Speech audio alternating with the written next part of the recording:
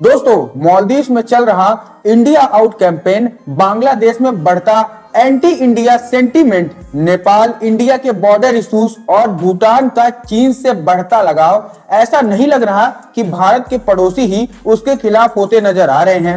एक तरफ जहां पीएम मोदी की लीडरशिप में भारत में पिछले कई सालों में मुट्ठी भर नए दोस्त कमाए हैं, वहीं एक फैक्ट ये भी है कि बगावत की आंधी हमारे दरवाजे तक आ खड़ी हुई है। जो नेशंस कभी भारत की उंगली पकड़कर एडवांस पावर बनने को राजी थे, आज वही चीन की ताकत के दम पर हमें आंख दिखा रहे हैं। यानी कल तक भारत भले ही इनके लिए बड़ा भाई था, लेकिन अब चीन इनका बाप बना फिर रहा है। अब ऐसे में सवाल उठता है कि भाई, जियोपॉलिटिक्स के शतरंज में भारत कहां कमजोर पड़ रहा? पाकिस्तान और चीन की संगठन क्या पहले ही कम थी, जो मालदीव भी इसमें शामिल हो गया? भारत की फॉरेन पॉलिसी को अब जंग लग गया है, या फिर हमारा देश चीन के ट्रैप में फंसता जा रहा है? अब आप दोस्तों अपने दोस्त तो बदल सकते हैं, लेकिन पड़ोसी नहीं। जब भी जियोपॉलिटिक्स की बात होती है, अटल बिहारी वाजपेयी जी की इन लाइंस का जिक्र जरूर आता है, क्योंकि इन्हीं पॉलिसीज को मानते हुए भारत हमेशा से नेबर फर्स्ट पॉलिसी पर काम करता आया है। फिर चाहे साल 1947 हो या आज का 2024 का भारत, सीधा और साफ स्टैंड रहा है कि वो अपने पड़ोसी देशों को हमेशा फर्स्ट प्रेफरेंस रखेगा और उनके साथ रिश्ते सुधारने के लिए वो सब करेगा जो वो कर सकता है। इसी का नतीजा है कि आजादी के बाद से भारत ने अपने पड़ोसी देशों में आ रही हर अड़चनों को सुलझाने में अपना कंट्रीब्यूशन दिया है। फिर चाहे वो 1971 की बांग्लादेश लिबरेशन वॉर रही हो या फिर मालदीव का मिलिट्री कैंप। हालांकि चीन और पाकिस्तान के साथ हुए रिश्ते मजबूत करने की भारत की तरफ से हर कोशिश रही है, लेकिन दोनों ही दगाबाज नेशंस के साथ भारत की कभी नहीं बनी और अब इनके ग्रुप को ही कहीं न कहीं हमारे बाकी पड़ोसी देश भी ज्वाइन कर रहे हैं। अब इसे भारत से इनकी बढ़ती दूरी कहें या फिर चीन का उनके देशों में बढ़ता इन्वेस्टमेंट, लेकिन इसी का असर है कि मालदीव, नेपाल और म्यांमार जैसे छोटे देश भी अब चीन के बूते पर उछल रहे हैं। हाल तो यह है कि भारत और कनाडा के बीच बढ़ती कड़वाहट भी दुनिया के नक्शे पर दोस्त और दुश्मन की तस्वीर बदल रही है। एक तरफ से हम यह भी कह सकते हैं कि भारत के दुश्मनों की संख्या बढ़ती जा रही है, लेकिन इसकी शुरुआत अगर नेपाल से करें तो इस देश के साथ भारत का याराना सदियों पुराना रहा है। न केवल जियोग्राफिकल बल्कि कल्चरल, रिलीजियस और सोशली भी हमसे जुड़े हुए हैं। तो फिर रिश्ते कैसे खराब हुए? दरअसल नेपाल को शिकायत है कि जब सितंबर 2015 में नेपाली संविधान अस्तित्व में आया, तब भारत से नेपाली संविधान का उस रूप में स्वागत नहीं किया गया जिस तरह से उसे आशा थी। इसके अलावा 2015 में ही नेपाल के संविधान को लेकर वहां के मेघसी लोगों ने आंदोलन किया था। तब भारत नेपाल सीमा कई दिनों तक ठप रही थी।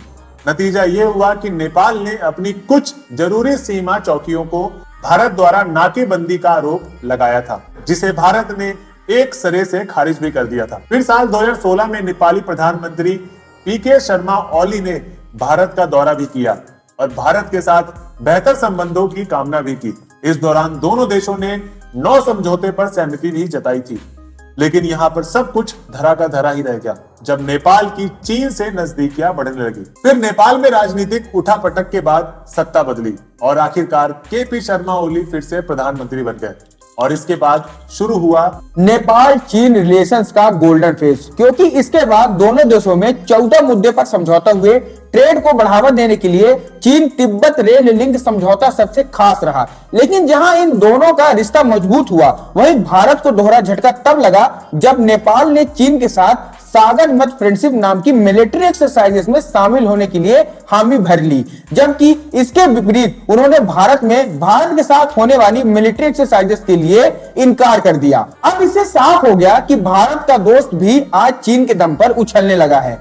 अब इसे चीनी जादू कहा जाए या फिर नेपाल की कूटनीति चाल के वक्त आने पर उसने चीन से नजदीकी बढ़ा ली और कमाल की बात यह है कि भारत अपनी डिप्लोमेसी के इसे रोकने में सक्षम नहीं हो पाया। वैसे चीन का यह डिप्लोमेटिक खेल केवल नेपाल तक सीमित नहीं है, बल्कि उसने बांग्लादेश, भूटान और मालदीव में भी यही चाल चलने की कोशिश की है। मालदीव में तो चीन को 100% सक्सेस भी मिली। अब ऐसा हम इसलिए कह रहे हैं क्योंकि हाल ही के इन्वेस्ट बताते हैं कि कैसे न्यू मालदीवियन गवर्नमेंट चीन की गोद में जा बैठा है। जहां पहले मालदीव के साथ भारत का बहुत नजदीकी संबंध चल रहा था, वहीं अब नए प्रधानमंत्री मौजूद तो इंडिया आउट के नारे से ही सत्ता में आए। वो चीन को लेकर अपनी पॉलिसीज पर इतने साफ थे कि मालदीव पर वन साइडेड चाइनीज इन्फ्लुएंस अब साफ झलक आ रहा है। अपनी सत्ता में आने के साथ साथ ही सारे मालदीवियन प्राइम मिनिस्टर पहले भारत आया करते थे। वहीं मुइजू पहले ऐसे प्राइम मिनिस्टर बने जिन्होंने भारत की बजाय चीन को चुना और अपनी पहली यात्रा तुर्की की उसके बाद वो चाइना गए और दर्जनों समझौते किए और हाल ये है कि भाई वो अब तक भारत आए ही नहीं। उल्टा उनकी पार्टी के लीडर्स ने ऐसी अपमानजनक बात मोदी जी के लिए कही कि अब भारत और मालदीव्स के रिश्ते अपने लोवेस्ट पॉइंट पर है। अब एक तरफ इंडिया के लोग बाइकॉट मालदीव्स के नारे लगा रहे हैं और दोस्तों मालदीव के लोग और मुइजू ये कहने से बाज नहीं आ रहे हैं कि मालदीव्स को चाइनीज टूरिस्ट की जरूरत है। भारत के पास उन्हें डराने धमकाने का लाइसेंस नहीं है। इसके अलावा मालदीव से भारतीय सैनिकों को हटाने को लेकर भी अल्टीमेट जारी कर चुके हैं। कुल मिलाकर यह कहा जा सकता है कि इस विवाद का फायदा चीन को जरूर मिल रहा है। जितना मालदीव भारत से दूर होता जा रहा है, चीन उसके उतने ही करीब जाने की कोशिश कर रहा है ताकि इंडियन ओशियन में वो जब अपनी पकड़ को मजबूत कर सके। अब यही चाल वो पहले श्रीलंका के थ्रू चल चुका है और बारी मालदीव की है। अब देखिए खुद मालदीव भी इस बात को समझता है और वो जानता है कि चीन के साथ उसकी दोस्ती का हाल वही हो सकता है जो आज श्रीलंका का है। लेकिन चीन के हैवी इन्वेस्टमेंट और पैसों की चकाचौंध के आगे मालदीव सरकार को कुछ नजर ही नहीं आ रहा। यह भी नहीं है कि मालदीव में सबसे ज्यादा आने वाले टूरिस्ट में एक बड़ा आंकड़ा भारत का है और उसको खफा करना मालदीव की इकोनॉमी पर गहरा असर डाल सकता है। मगर वो ये भी जानता है कि अपने स्ट्रेटेजिकल इंटरेस्ट के चलते भारत पूरी तरह मालदीव को इग्नोर नहीं कर सकता। वैसे मालदीव और नेपाल के अलावा भारत अपनी फॉरेन पॉलिसी को लेकर बांग्लादेश में भी कुछ बड़ा नहीं कर पाया है। इस देश के प्रधानमंत्री शेख हसीना का भले ही भारत की तरफ एक खास लगाव हो, लेकिन हमें यह नहीं भूलना चाहिए यहाँ के लोग भारतीयों को लेकर काफी एंटी इंडिया है। जी हाँ, वो न केवल इंडिया से नफरत करते हैं बल्कि क्रिकेट जैसे मजेदार खेल में भी भारत के खिलाफ उनका एंटी स्टैंड साफ दिखाई देता है। दरअसल एक मैच्योरिटी मुस्लिम देश होने की वजह से वहां की पब्लिक करेंट बीजेपी गवर्नमेंट को काफी नापसंद करती है और इसकी एक झलक हमें साल 2021 में भी देखने को मिली है। हाँ, ये जरूर है कि इसके विपरीत शेख हसीना ने अब तक मोदी सरकार के लिए काफी फ्रेंडली रवैया दिखाया है और हाल ये भी है कि बांग्लादेश में एक बार फिर से शेख हसीना की सरकार की वापसी हुई है और वो छठी बार प्रधानमंत्री बनी है। इनके आने से जहां भारत को फायदा है, वहीं इनके अपोजिशन में बैठी बीएनपी पार्टी और जोर शोर से इंडिया आउट का कैंपेन चला रही है और हैरानी की बात तो यह है कि उन्होंने आम जनता का सपोर्ट भी मिल रहा है। ऐसे में आज नहीं तो कल अगर उनकी पार्टी सत्ता में आती है तो भाई भारत के बांग्लादेश से डिप्लोमेटिक रिलेशन तक बरकरार रखना मुश्किल हो जाएगा।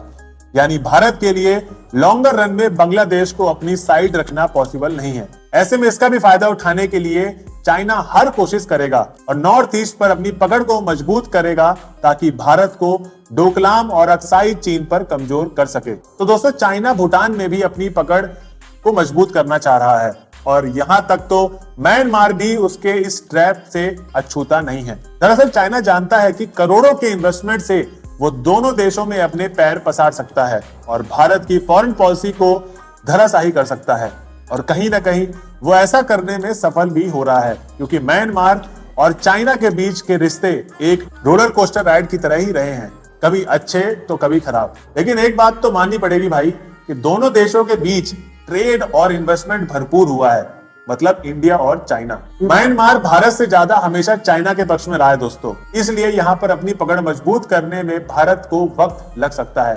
आखिर में रही बात पाकिस्तान की, तो भारत के वेस्ट में मौजूद पड़ोसी देश पाकिस्तान के रिश्ते आज से नहीं बल्कि आजादी के वक्त से ही खराब है। हालांकि भारत ने कई बार इन्हें सुलझाने की भरपूर कोशिश भी की, लेकिन दोनों देशों के बीच इशू केवल बॉर्डर को लेकर नहीं बल्कि आतंकवाद, डिफेंस ऑफ आइडियोलॉजी और डिफेंस ऑफ रिलीजन भी एक बड़ा मुद्दा है। तभी तो इसका असर राजनीति से लेकर खेल, फिल्म इंडस्ट्री तक सब जगह नजर आता है। दोस्तों, हाल ही में भारत में राम मंदिर निर्माण और मंदिर की प्राण प्रतिष्ठा तो हुई, लेकिन इसका क्रिटिसिज्म पाकिस्तान से भी आया। उन्होंने खुलेआम राम मंदिर के निर्माण की निंदा कर दी और पाकिस्तान विदेश मंत्रालय ने तो ये तक बयान जारी कर दिया कि हम अयोध्या में राम मंदिर के उद्घाटन की निंदा करते हैं। यह मंदिर बाबरी मस्जिद को तोड़कर बनाया गया है। बयान में कहा गया कि कि ध्वस्त मस्जिद की जगह पर बना मंदिर आने वाले समय में भारतीय लोकतंत्र के माथे पर कलंक की तरह बना रहेगा। भारत में बढ़ती हिंदुत्व विचारधारा, धार्मिक स्वभाव और क्षेत्रीय शांति के लिए बड़ा खतरा है। अब ऐसा करके भारतीय मुस्लिम को दरकिनार करने की कोशिश कर रहा है भारत, मतलब ये पाकिस्तान का कहना है। और राम मंदिर पर सुप्रीम कोर्ट के फैसले पर उन्हें अफसोस भी है पाकिस्तान को। दोस्तों कमाल की बात तो ये है कि ये बात वो देश बोल रहा है जो खुद अपने देश में हिंदुओं के राइट्स को सिक्योर नहीं रख पाया। और हालात ये है कि इतने सालों में पाकिस्तान में हिंदुओं पर लगातार अत्याचार केवल बढ़े ही हैं और सरकार कुछ भी करने में असफल रही है। लेकिन दूसरे देशों को ताना देने में ये देश कभी भी पीछे नहीं रहता। देखिए भैया, चीन के साथ मिलकर पाकिस्तान भारत के साथ अपनी दुश्मनी शिद्दत के साथ तो निभाता है। इनफैक्ट दोनों ही संगठन ऐसे ही हैं। लेकिन दोस्तों भारत को इसे सतर्क रहना इसलिए पड़ता है और बॉर्डर पर कड़ी निगरानी रखनी पड़ती है ताकि ये अपनी कोई करतूत ना दिखा सके। दोस्तों कुल मिलाकर यह कहा जा सकता है कि आज भारत चारों तरफ से ऐसे पड़ोसियों से घिर चुका है जहां उसके डिप्लोमेटिक टाइल्स कमजोर पड़ रहे हैं। पहले जहां उसे केवल पाकिस्तान से बचने की जरूरत थी, वहीं अब ईस्ट में बांग्लादेश, नॉर्थ में नेपाल और चाइना साउथ में और मालदीव पड़ रहे हैं।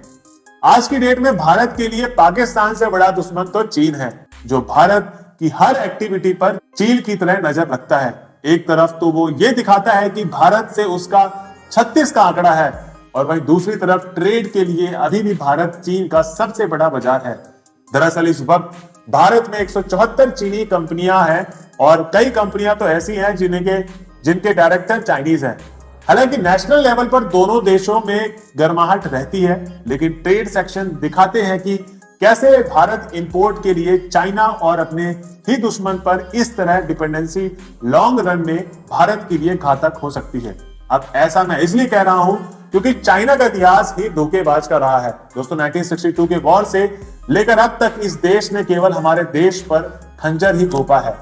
इसलिए भारत का डर यह है कि आने वाले सालों में बॉर्डर इश्यूज को लेकर दोनों में हालात बेकाबू हो सकते हैं और इसका सॉल्यूशन यही है, भारत अपनी फॉरेन पॉलिसी को दुरुस्त करे, क्योंकि पड़ोसी तो छोड़िए, कनाडा भी अब हमारे देश के लिए मुसीबत बनता नजर आ रहा है। दरअसल पिछले एक साल में भारत और कनाडा के रिश्ते काफी खराब स्थिति में पहुंच चुके हैं। खालिस्तान वाले मुद्दे पर कनाडा के प्रधानमंत्री जस्टिन ट्रूडो पहले ही अपना पल्ला झाड़ चुके हैं और सिख नेता हरदीप सिंह निज्जर की हत्या का आरोप भारत सरकार के ऊपर मढ़ चुके हैं। ऊपर से हाल ही में भारतीय छात्रों को झटका देते हुए कनाडा ने यह फैसला भी किया है कि वो स्टूडेंट वीजा पर मात्र 2 साल की ही समय सीमा रखेंगे। दरअसल कनाडा को यह बात भी चुभती है कि भाई भारत हमेशा हिंदू मंदिरों में तोड़ फोड़ की बात करके उसके आंतरिक मामलों पर दखल देने की कोशिश करता रहा है।